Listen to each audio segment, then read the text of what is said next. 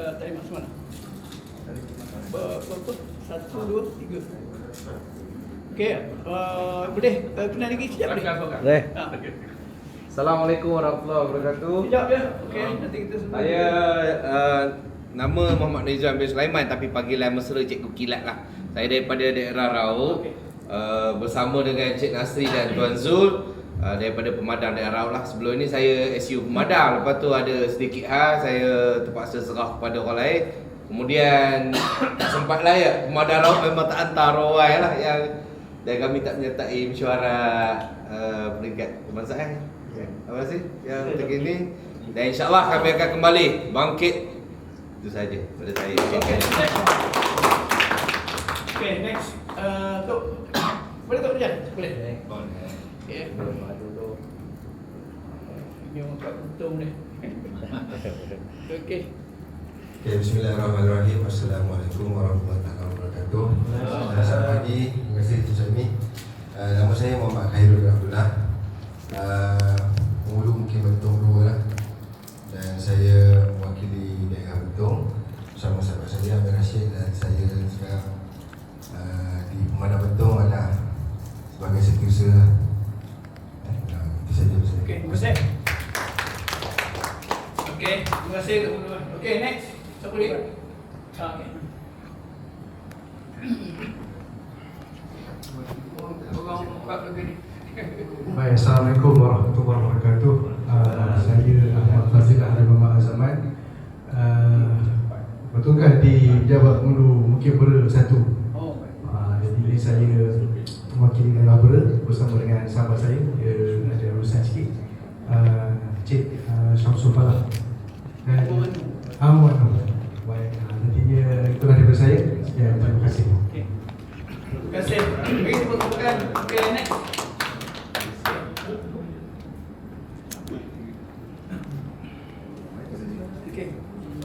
Bismillahirrahmanirrahim. Assalamualaikum warahmatullahi wabarakatuh.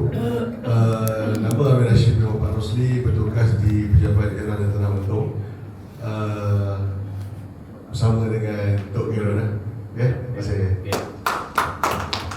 Okay, terima kasih. Dia lagi, next lagi ya? Memang jantuk. Ya, betul. Bismillahirrahmanirrahim. Assalamualaikum warahmatullahi wabarakatuh. Terima kasih Ji.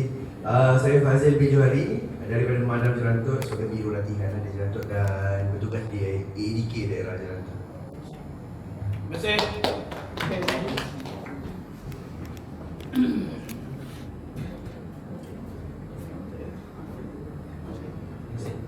Bismillahirrahmanirrahim. Assalamualaikum warahmatullahi wabarakatuh. Saya Muhammad Fadilah bin Mufiah daripada Jelantut bersama dengan Cik Mazin. Terima kasih. Okay. Next, ada lagi tak? Ada lagi yang belum? Sudah. Ini semua lah sebab saya belum. Oh, belum kenal. Okay. Sebab ada lagi yang tak datang kan, jadi kita masa sikit. Okay.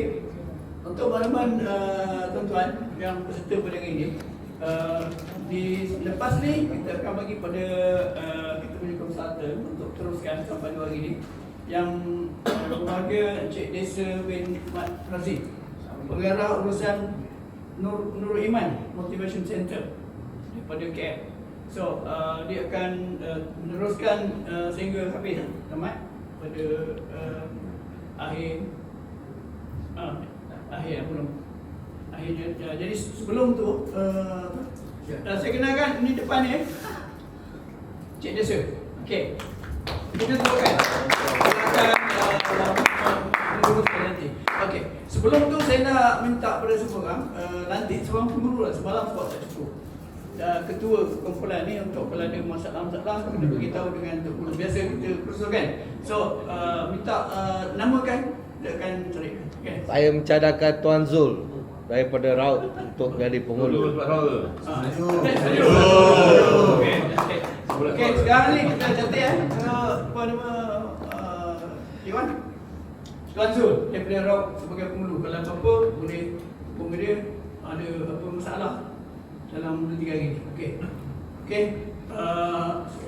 Saya tak ada apa lagi. Saya ada semua dah. Sudah ada suara. Ada. Okey. Tak betul boleh terus. Okey. Untuk tu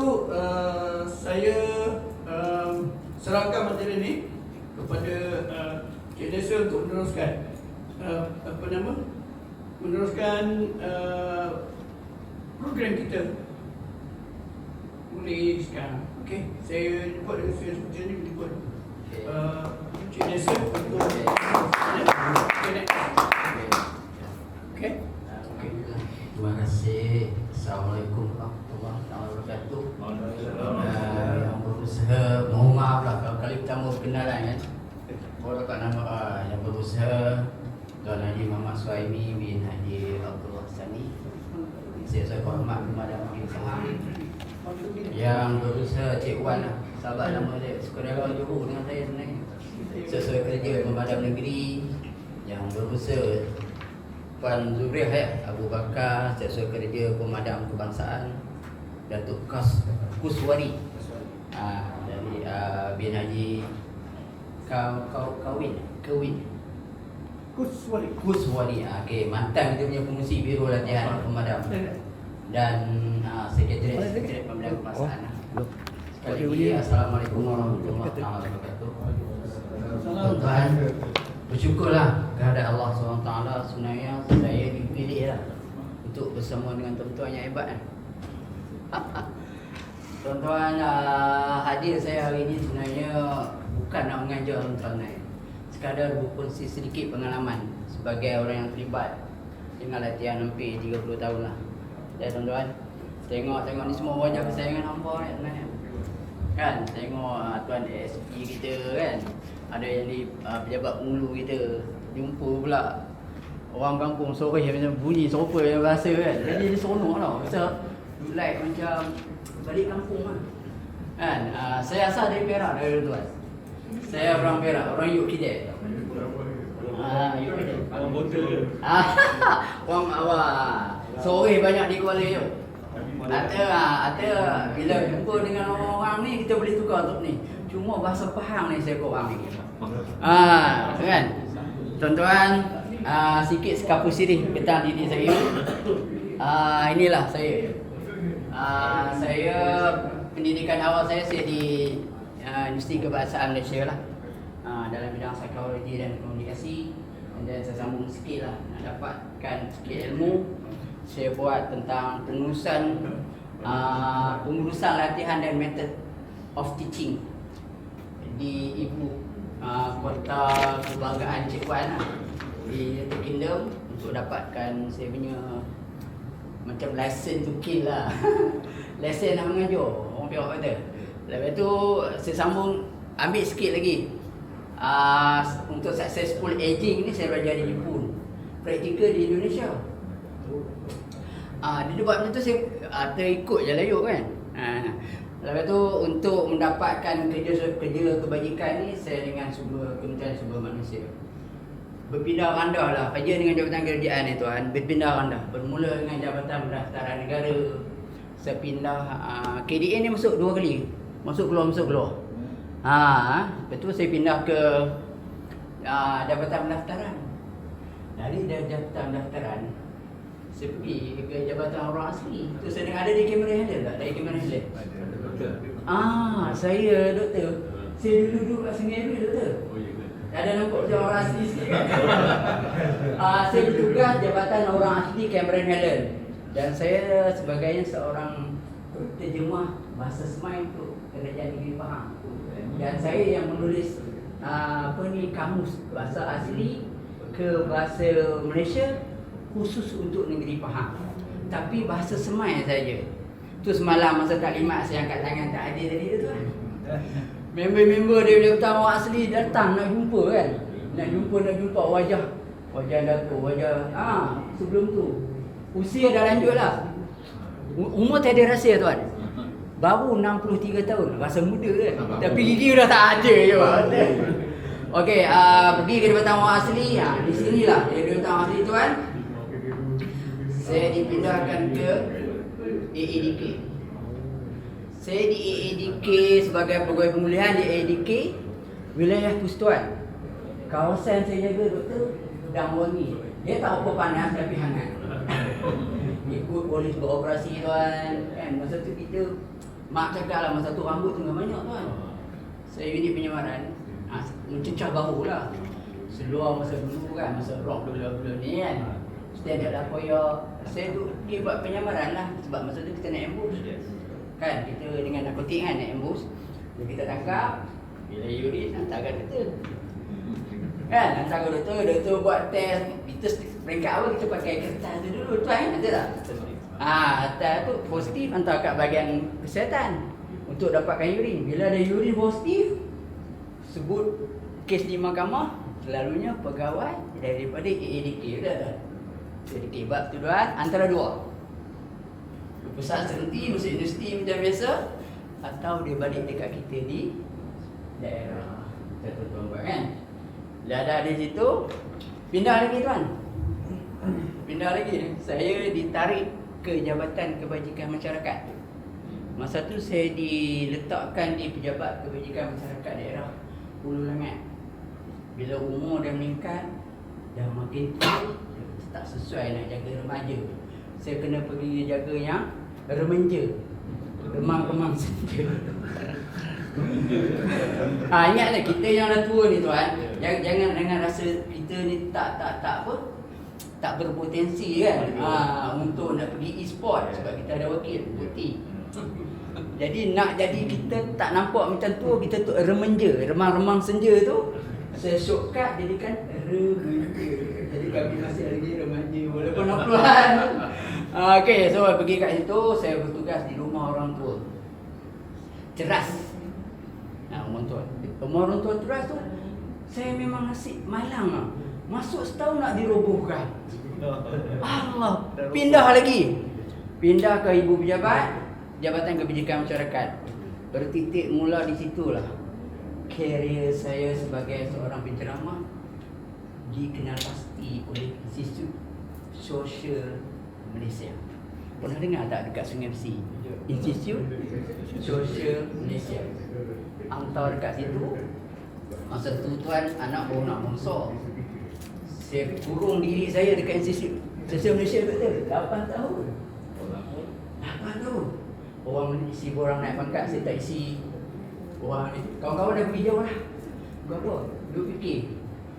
Naik satu tangga, dapat RM100. Nak kena belanja doktor RM1,000. Sebab 2 dapur, bukan 2 isteri. Saya sebenarnya dah kahwin 2, alhamdulillah lah. Saya dah kahwin dan 2 anak, 1 isteri. Anak 2 tuan, 1 isteri. Okay. Dah pindah ke situ.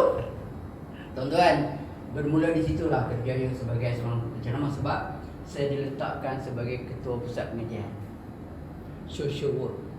Bekerjasama dengan USM untuk lahirkan kerja-kerja sosial.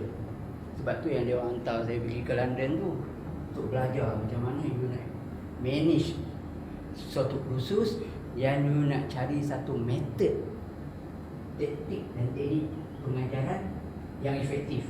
Kita dah ada yang ni, tapi how you deliver your knowledge, how you deliver you punya skill. Part tu saya nak konsisten dengan tuan-tuan. Tuan-tuan hebat lah. Tu saya kata cikgu, dia ni dah hebat lah. Apa lagi nak buat TOT? Cikgu kita tambah lasi sikit kan. Dalam duduk diam-diam seronok dekat ISM kata KP datang main. KP orang Kedah tuan. Hang duduk sini berapa tahun dah? Datuk 8 tahun. Lihat, nak balik dia kena kebajikan. Balik kat ibunda. Dia kata, Datuk, saya ni kerja kebajikan dia report. Tuan, kita ada tinggal 8 tahun. Banyak dasar, banyak undang-undang. Mak cakap dah ke laut lah kalau orang suruh buka macam apa kereta jatuh dalam layar kan. Begitu kita. Satu je boleh kalau Datuk pasal nak saya ni macam ikan yang balik ke akuarium hidup dengan selesa latihan. Betul tak? Kalau tak bahagian ni doktor seolah-olah macam dia ambil saya daripada air and then they put me on the table, I slowly die. Tak boleh nak buat kerja tuan. Kan sebab kita dah tinggal benda tu lama. Kan nak tarik balik kat ADK tak boleh dah sebab saya dah putus kasih, putus sayang. Dulu kat tuan-tuan, masa kami di ADK, kami panggil bahagian rawatan dan pemulihan sebelum pergi. Sekarang ni ADK, dulu ADK saja. Bila ADK orang confuse.